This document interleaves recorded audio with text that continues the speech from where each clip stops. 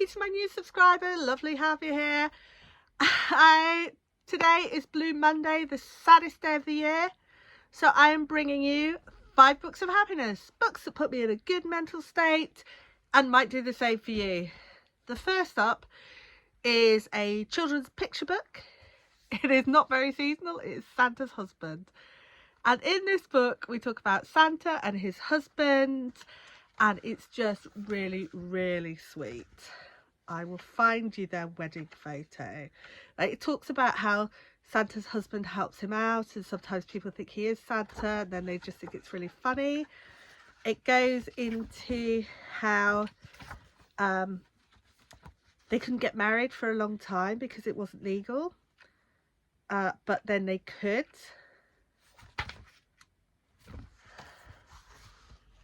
So here is their wedding picture.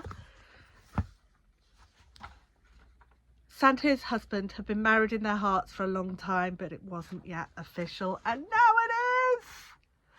And then at the end it mentions that families come in all different sizes, and every family is a good every family's shape is let me just read it because I'm tying myself in knots. Here we go.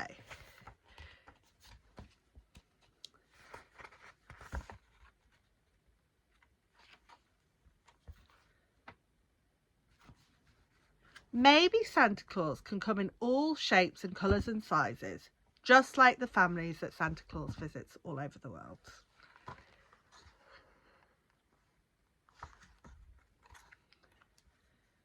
But as long as children believe in the magic of Christmas, there will always be a Santa Claus.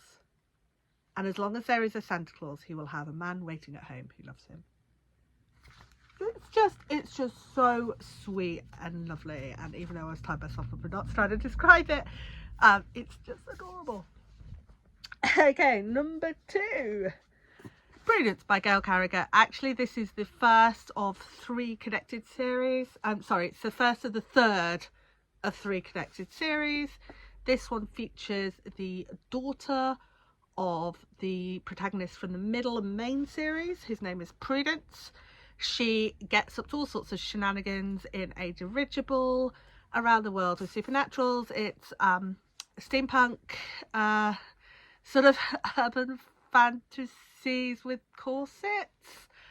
And it's very silly and very, very lovely. And the people are just adorable. And Prudence herself is wonderful. And these books are just utterly charming all the way through. All of them, the series. So you can start here, or you can start with the Finishing School series, which is the YA first chronologically, or you could start with Soulless, I think is the first of the middle series, but they're all lovely. And this is the one I have in physical, so that's why I'm holding this one up. Something a bit different, The School at the Chalet. This is a middle grade book from pre-war 1925.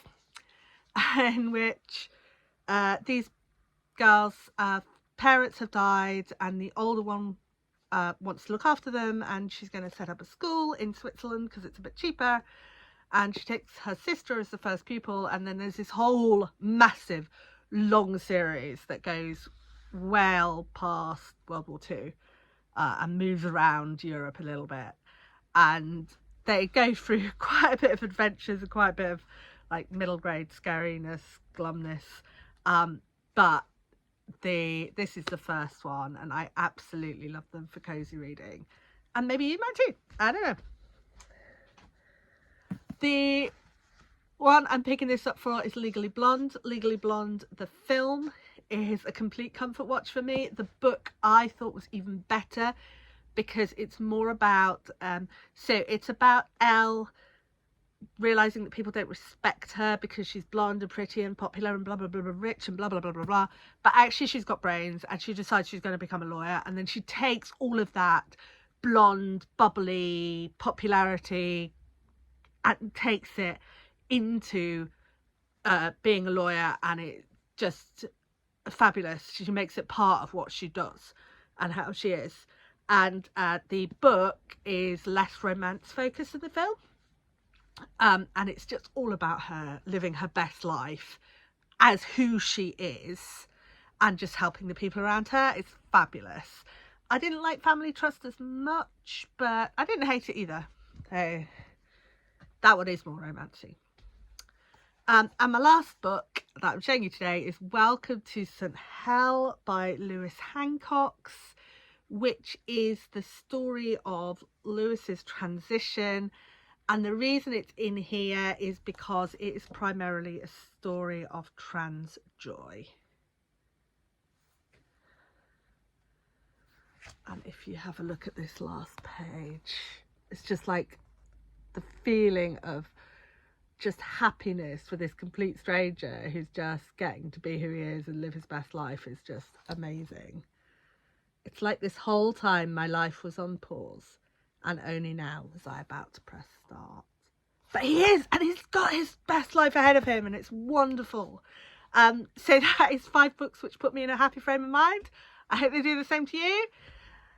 Down below if you have any happy books for me, and have a lovely week, and it can only get better from here. Bye.